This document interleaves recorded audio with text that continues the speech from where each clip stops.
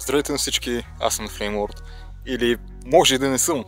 Вече когато гледате видеото, може името на канала да е сменено най-накрая, нали, след горе-долу 2 години мислене и така нататък. Но, ако все още не съм го сменил, си оставам на Flameword. Нямам идея какво ще се случи с канала, но добре дошли в това видео. Какво се случва, къде съм и какво ще правим в това видео. Сега ще ви кажа.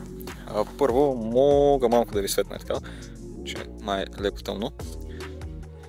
Както виждате, в момента съм малко сред природата, така, разхождам се и съм си взел раницата, камерата, за да правя това видео, да кажа каквото имам да казвам, без сценарий и така нататък. И общо взето това е идеята на това видео, да ви кажа какво ще се случва с този канал, новия канал, за който между другото линк долу в описанието, за него ще поговорим малко по-напред във видеото, но да. Общо взето, ако следите канала, може би от горе-долу, както казах в началото, 2 години, се опитвам да направя някакъв ребранд на канала, да му сменя името, пък то ми е някакво такова носталгично, нали? С това име съм започнал, пък дали да си направя друг канал, нов, то да го оставя изцяло, нали? Много такова дълго забавяне, бих казал, за вземане на това решение, което все още не мога да реша какво точно искам да правя и какво име искам да използвам за канала си, но надявам се, когато гледате това видео вече да е решено или малко след това видео ще бъде решено, нали, какво ще се случва. За името се тая. Но за контента решението е взето. Само да вметна, на моменти ще се спирам, понеже е изкачване и да спра някакви почивки, нали. За контента решението е взето. Няма да бъде гейминг. Геймингът се мести в изцяло нов канал. Така че, ако ви се гледа гейминг, което между другото не знам колко често ще бъде, понеже едно гейминг видео отнема много по-малко време за... То всъщност зависи какво гейминг видео е.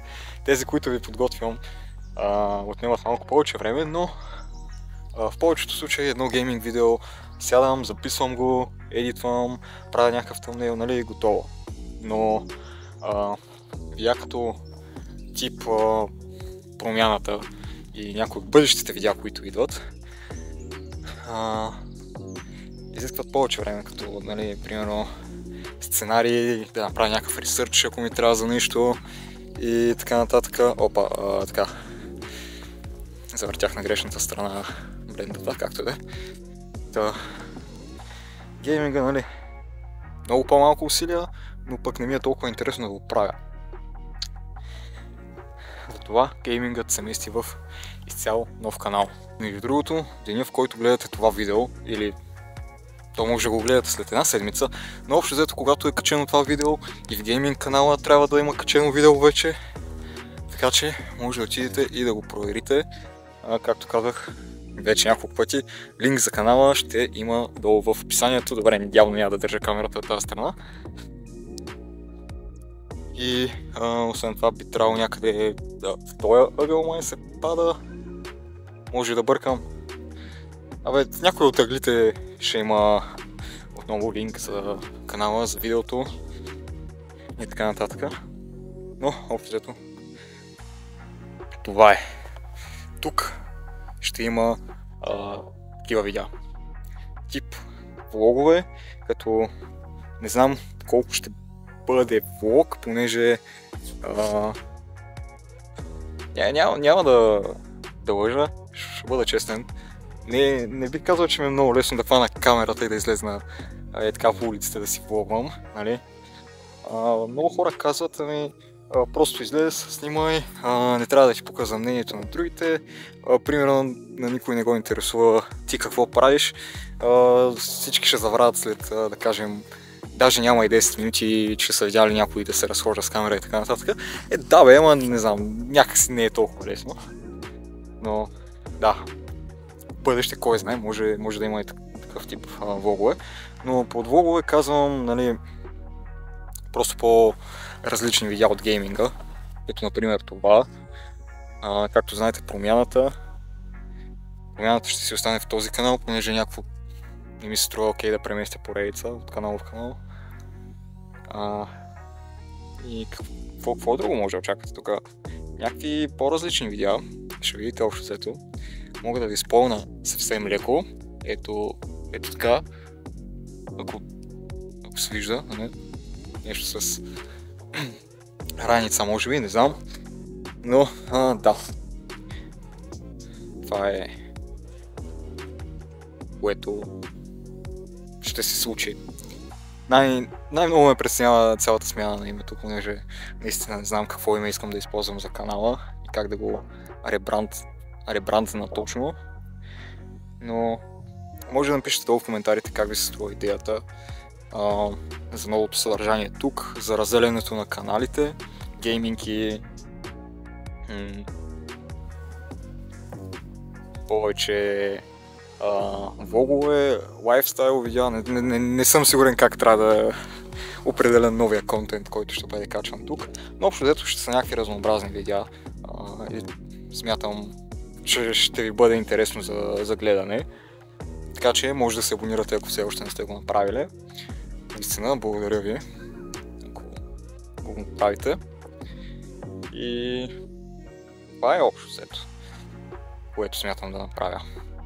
Гейминг канала доста неща ще бъдат качвани и рециклирани, така да кажем, от стрима, така че може да ме последвате и в Twitch. Отново има линк долу в описанието, като в сравнение с миналата година и по-миналата, между другото това е първото видео за 2024. Честита нова година! Нищо, че го гледате февруари месец по средата. Но да, в сравнение с миналата година и по-миналата, 2022, да, всъщност 2022 нямам спомен, но в сравнение с 2023, в момента 2024, днес сме 13 февруари. И вече имам 13 стрима за годината. Или 14, нещо такова. Но в сравнение с миналата година, 13 стрима съм имал примерно общо за 3 месеца. Може би, нещо такова. Защото има периоди, в които пускам един стрим на седмица, след това не стримам някакво време и общо взето да, в момента си следя стримовете като брой и бих казал, че съм доволен от това, което съм стримвал до сега. Нали, може много повече, но опитвам се да съчетая много неща, като например контент creation, така да кажем, университет. Отделно се опитвам да фрилансвам. Ако ви се струва интересно, може да напишете в коментарите и да има някакви такива видеа. Но, общо взето, мисля, че няма какво друго да кажа. Освен наистина да, моля ви се, напишете какво смятате долу в коментарите. И как ви се струва идеята. Може да предложите някакви идеи за видеа. В смисъл, аз в момента имам някакви идеи, като някои от тях са може би по-чил видеа, в смисъл повече развлекателни, други са, да кажем, фотографски, видеографски, нещо от този тип ще бъдат. Но въпросът е, че за тях към момента имам малък лимит, в смисъл, там съм малко по-ограничен от към идеите, но напишете долу в коментарите, ще се радвам да прочета какво смятате и ако имате някакви идеи. И общо взето това е. Линк за стрима и за новия канал има долу в описанието и както за всичко останало. Ще се опитам тази година наистина да качвам много по-сериозно, отколкото предишните, като не ме разбирайте, че ще спамя видеа всеки ден. Ами по-скоро Ще се опитам, не знам, поне 2 видеа на месец в този канал. Нали? Мисля, че е окей. Ще се опитам 3, но наистина не знам дали ще успея да си менажирам времето правилно. Това е нещо друго, което ми е интересно и не знам дали на вас би се гледало и дали ще ви е интересно. Така, като казвам менажиране на времето, нали, отиваме малко към личностно развитие, като не ме разберете погрешно, канала няма да става някакъв мотивационен и свързан с личностно развитие.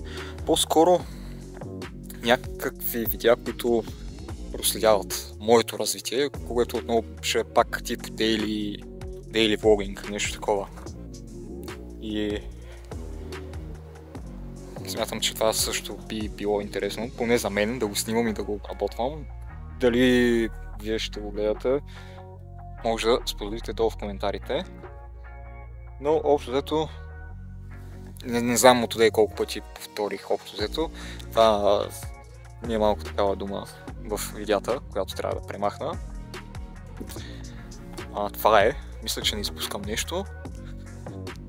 И да, както казах, ако успея да качвам 3 видеа, дори 2 на месец, ще съм доволен. Като януари го пропуснахме, февруари нямам идея. Може би ще е това и още едно евентуално към края на февруари. И така. Това бях аз, Flameword / Стефан. Не знам как ще се казва канала, когато гледате видеото, както казах. Мерси, че гледахте и до следващото видео. Това са някакви бекстейдж кадри, така да кажем. В момента просто минавам и държа камерата, говорейки, за да направя от тези кадри, знаете, в които минаваш. И там. Виждате ли?